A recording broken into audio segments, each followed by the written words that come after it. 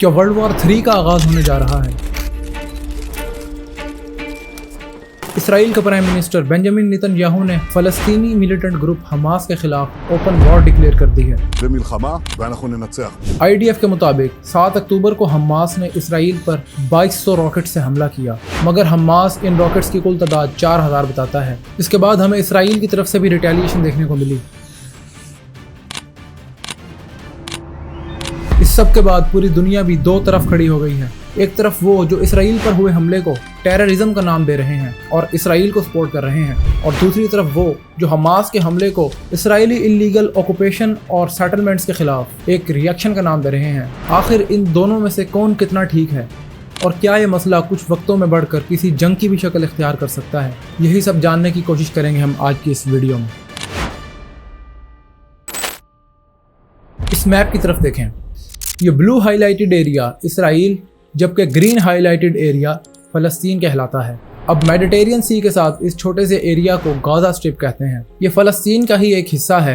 ये तकरीबन 40 किलोमीटर लंबा और 6 से 12 किलोमीटर वाइड है। और आपको पता है इसकी पॉपुलेशन क्या है? इस एरिया में तकरीबन 22 से 23 लाख लोग रहते हैं और ये world's most highly dense populated area माना जाता है। इतने छोटे से एरिया में रहने के लिए लोगों ने अपार्टमेंट्स बना रखे हैं। बहरहाल ये गाज़ा स्ट्रिप वाला इलाका एक armed group / political party Hamas के अंडर आता है और हमास इसे कंट्रोल करता है। अब हमास क्या है? हमास एक फ़लस्तीनी आर्म्ड ग्रुप और पॉलिटिकल पार्टी है जो 1987 में शेख अहमद यासीन की तरफ से बनवाई गई थी। जबकि कुछ लोगों का तो मानना यह भी है कि हमास तालिबान ग्रुप की तरह का ही एक ग्रुप है जिसे अमेरिका ने बनाया था, मगर फिर वो अमेरिका के ही खिलाफ हो गए। इसी तरह कुछ लोग समझते हैं कि हमास को इसराइल ने बनाया था और फिर वो इसराइल के ही खिलाफ हो गए।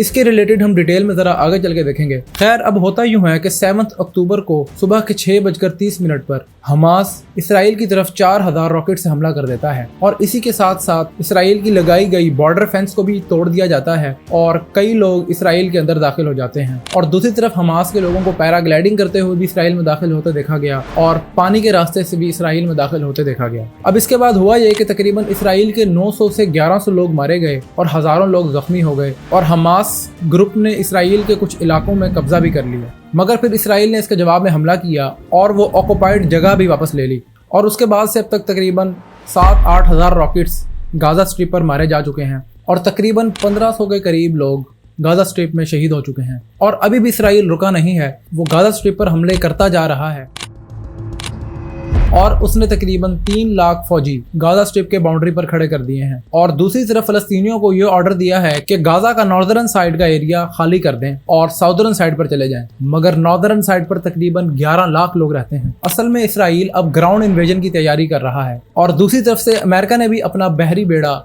इसराइल की मदद के लिए भेज दिया है। अब बात ये सोचने की है कि 40 किलोमीटर के एरिया के लिए एक बहरी बेड़े की क्या जरूरत पेश आई। अब अमेरिका ने वो बहरी बेड़ा गाज़ा को डिस्ट्रॉय करने के लिए बिल्कुल भी नहीं भेजा। असल में वो बहरी बेड़ा ईरान को डराने के लिए और सिर्फ ये दिखाने के लिए कि अमेरिका इसराइल के साथ खड़ा है, इसलिए भेजा गया है। इसराइल ने हर तरफ से गाज़ा के लिए इलेक्ट्रिसिटी, पानी, खाना और हर चीज़ ख़त्म कर दी है और उनके हॉस्पिटल्स वगैरह पर भी बॉम्बिंग करके कितने हॉस्पिटल्स उड़ा दिए हैं। But there is the thing, most of the non Muslim लोग फ़लस्तीनी सिविलियंस की बजाय इसराइलियों को सपोर्ट कर रहे हैं। इस जुल्म की ऑपोजिशन में खड़े होने की बजाय इसराइल को सपोर्ट कर रहे हैं। आखिर ऐसा क्यों है? Because Israel used atrocity propaganda, मतलब जो हमास की तरफ से हमला किया गया था उसको टोटली एग्जैजुरेट करके और उसमें झूठ मिलाकर मीडिया के थ्रू लोगों तक पहुंचाया गया है। जैसा कि बिहेडिंग ऑफ 40 चिल्ड्रन।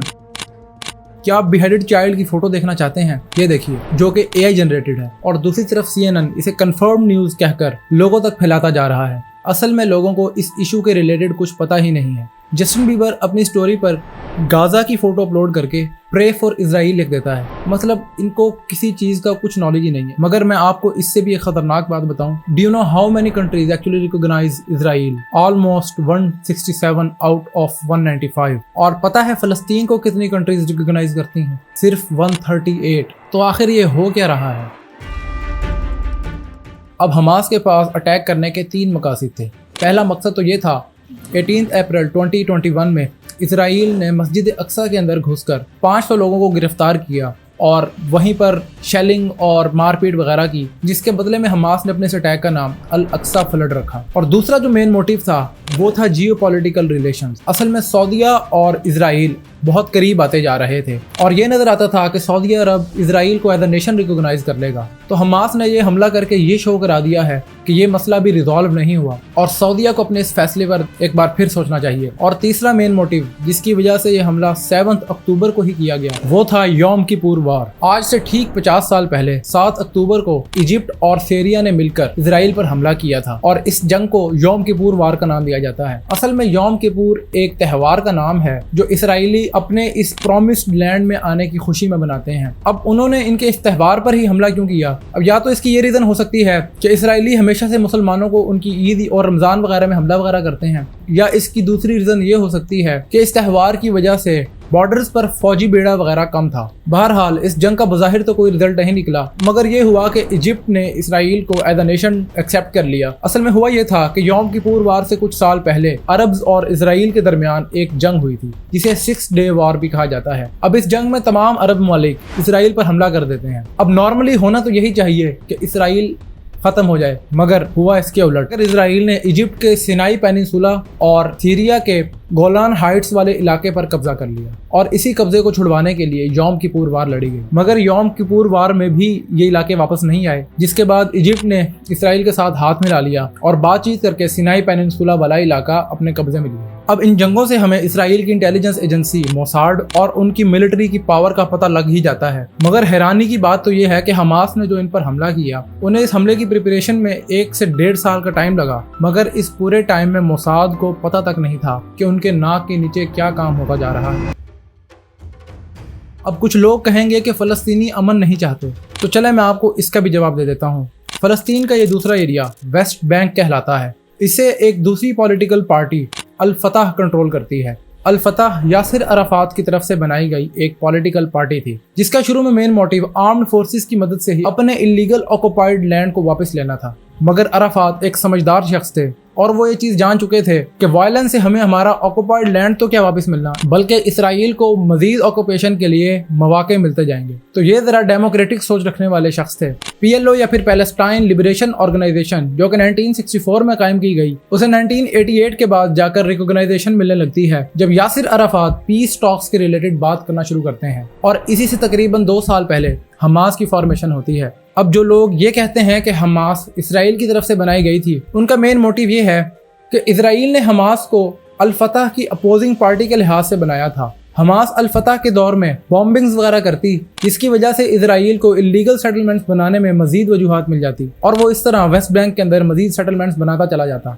और अगर आप ये जानना चाहते हैं कि इसराइल इसे अपना लैंड क्यों डिक्लेयर कर रहे हैं और यहाँ पर इलीगल सेटलमेंट्स क्यों बना रहे हैं, तो आप जाकर मेरी ये वाली वीडियो ज़रूर देखिए, इससे आपको बहुत कुछ एक्सप्लेन हो जाएगा। अब रही ये बात कि इसराइल ने हमास को बनाया, दरअसल इस बात का कोई फ़ायदा ही नहीं है क्योंकि आज भी 81% फ़लस्तीनी ये बात ओपनली डिक्लेयर करते हैं कि फतह पार्टी एक करप्ट पार्टी है और इनके president Mahmoud Abbas West Bank में इलीगल सेटलमेंट्स बनाने के बदले में इसराइल से पैसा वगैरह वसूल करते रहे हैं। और गाज़ा स्ट्रिप में फ़लस्तीनियों की तरफ से हमास को सपोर्ट करने की एक और बहुत बड़ी रीज़न ये है कि हमास के आउटर सोर्सेज बहुत ज़्यादा हैं। उन्होंने टनल्स वगैरह क्रिएट की हुई हैं और ईरान भी हमास को ओपनली सपोर्ट करता है, जिसकी वजह से फ़लस्तीनी हमास को सपोर्ट करने पर मजबूर हो चुके हैं। बहरहाल 1993 में ओस्लो अकॉर्ड्स होते हैं जिसे पीस प्रोसेस का भी नाम दिया जाता है। उस वक़्त इसराइल के प्राइम मिनिस्टर जित्ज़क रेबिन और फ़लस्तीन को रिप्रेजेंट करने वाले लीडर यासिर अराफात आपस में हाथ मिलाते हैं और कुछ सीरीज ऑफ एग्रीमेंट्स साइन करते हैं जिसे ओस्लो अकॉर्ड्स कहा गया। इन एग्रीमेंट्स के मुताबिक वेस्ट बैंक में बनी हुई इलीगल सेटलमेंट्स की वजह से इसे 3 हिस्सों में डिवाइड किया जाता है, A, B एंड C। और इस बात को वाज़ेह किया जाता है कि A वाला एरिया फ़लस्तीनी कंट्रोल करेंगे, B वाला एरिया फ़लस्तीनी और इजरायली मिलकर कंट्रोल करेंगे और C वाला एरिया इजराइल कंट्रोल करेगा। अब सुनने में तो कितना अच्छा लगता है कि दोनों ममालिक अपनी दुश्मनियां भूलकर आपस में हाथ मिला रहे हैं और सुलह पर अमल दरामद कर रहे हैं, मगर इन रियलिटी ये मुआहिदा इजराइलियों के लिए एक सबसे फ़ायदेमंद मुआहिदा था। मुस्तफ़ा बरगोटी जो कि एक पैलेस्टीनियन पॉलिटिकल पार्टी के फाउंडर भी हैं, उनके मुताबिक Oslo was the greatest idea Israel ever had. It let them continue occupation without paying any of the cost. असल में हो ये रहा था कि आपस में पीस ट्रीटी तो हो चुकी थी, मगर अंदर ही अंदर इलीगल सेटलमेंट्स बनने का काम जारी था। एक रिपोर्ट के मुताबिक 1993 से लेकर 2004 तक वेस्ट बैंक में सबसे ज़्यादा इलीगल सेटलमेंट बनाई गई थी।